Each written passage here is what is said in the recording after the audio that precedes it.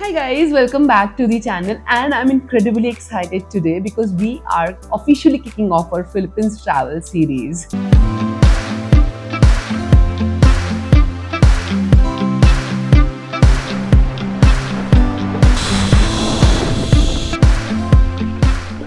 Now, I know you must probably be dreaming about those white sand beaches and the crystal clear water lagoons. But before we put our feet into that sand, we have to talk about the gatekeeper of that trip, the entry process. So in this video, I'm walking you through the absolute essentials, the eTravel Pass, what it is, how do we fill it, what are the visa rules for Indians in 2026, and how to make sure that you don't get stopped at the gate. And honestly, it is much simpler than it sounds. First thing first, the best news ever. Philippines is now actually visa free for Indians for up to 14 days. Yep, just show your regular passport at the immigration counter and you are good to go. And if you have to have an active sticker visa from US, Japan, Canada or Singapore, you can easily extend your stay for up to 30 days in Philippines. Honestly, it is one of the most straightforward trips that you can plan in 2026. But then there is one thing that you cannot skip, the eTravel Pass. Think of this as a digital arrival card.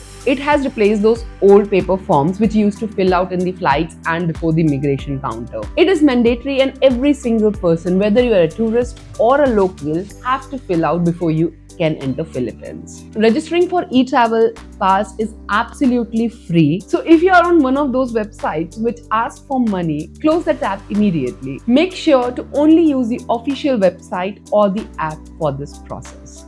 The link will be in the description for your ease. So you have to do this e-travel card 72 hours before your arrival in Philippines. Don't try to do it in advance because the system will not show you the advanced dates.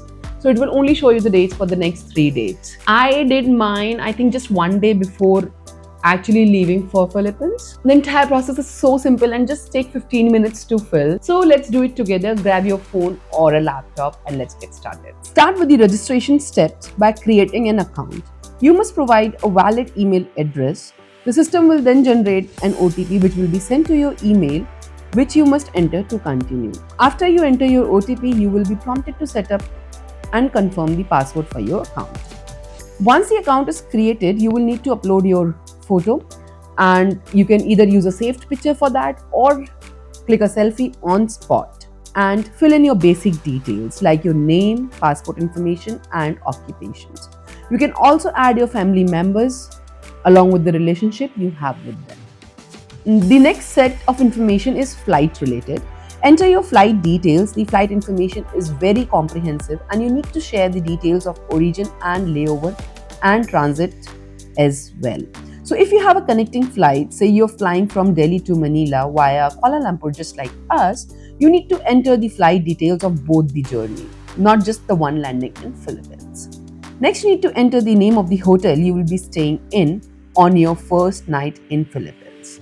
You cannot write freely here and you need to choose from the list of the drop-downs. Then it will ask about your health history and if you have anything to declare. If you aren't carrying more than 10,000 USD or commercial goods, just hit no. Finally, it will ask about who are you traveling with and the number of baggage, and if it is your first time visiting Philippines, hit the next and you are done.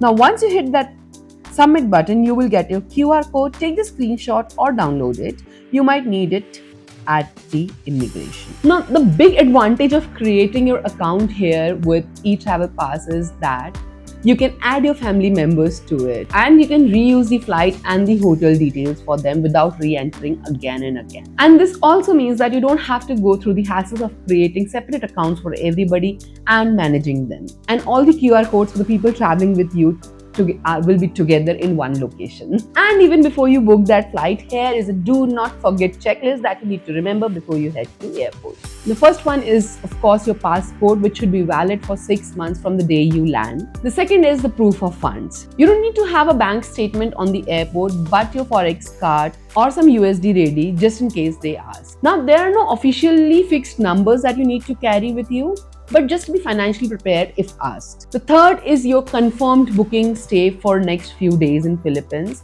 especially if you're traveling for a longer time. I would recommend that if you are there for a shorter stay, like 10 or 15 days, make sure that you have your reserved bookings for all your days. They may ask it. Number 4 is that know your itinerary well. You should know where you will be heading and what will be the means of transport for it. This shows that you are thoroughly prepared and are there for a vacation. And finally, the return ticket. Please do not use dummy tickets. Use your actual return or onward flight, because if they catch a fake PNR, you will be deported. And that's definitely not the kind of adventure you will be looking forward to. So here are my final thoughts on eTravel Pass. Make sure that you don't rush it. Fill it calmly, double check everything before you hit that submit button. And please don't assume that the airport Wi-Fi will save you, because if you are planning on to fill your eTravel Pass while you land in Manila or Cebu, the Wi-Fi wasn't great. So don't trust that.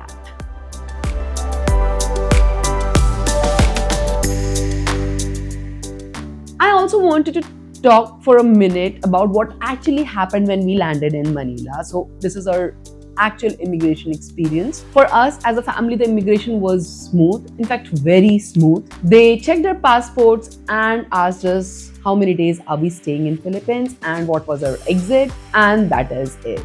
No questions asked. They did not see our QR code, but, and this is important, that doesn't mean that you can skip it, because the systems are linked digitally. So there were people at the airport who did not pre-fill their eTravel pass and they were asked to step aside during the immigration. Even though they don't scan your QR code physically in front of you, but your details are already in their system when you go up for the immigration. As soon as they swiped the passports, they knew that our information was in there. Now that everything is sorted and you are ready to land, but I know what you're actually thinking about. How do I actually get around once I'm there? If you're confused about how to plan your next trip, make sure that you watch the next video. There, I'm going to talk about something bigger, because Philippines is not just 1 or 2 cities.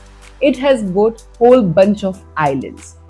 Precisely 7,000 islands. So where to land, where to take the exit from, and how to move between the islands without wasting time and money becomes really important questions. Make sure that you're subscribed and to watch the next video, because I will break down the real travel logistics around those 7,000 islands, and trust me, planning smartly changes everything. Thank you so much for watching this video. I hope you found this helpful, and if so, please make sure to like and comment and subscribe to the channel, because it really keeps me motivated to create more content every week. Thank you and see you in the next one.